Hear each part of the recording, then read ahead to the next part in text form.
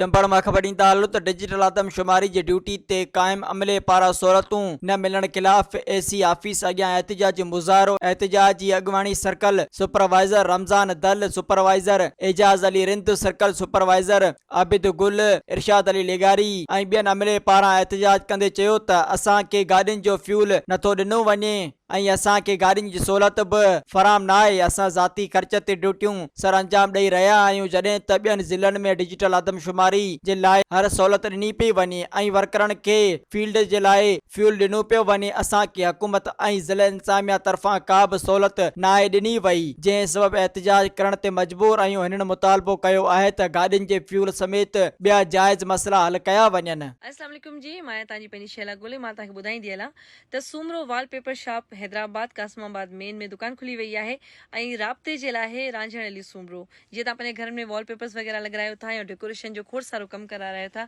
यकीनन नंबर ते तव्हां राब्तो। मज़ीद ख़बरनि ऐं तफ़सीलात लाइ विज़िट कयो असांजी वेबसाइट www.awamiNewsHD.com ऐं ॾिसंदा रहो अवामी न्यूज़ HD।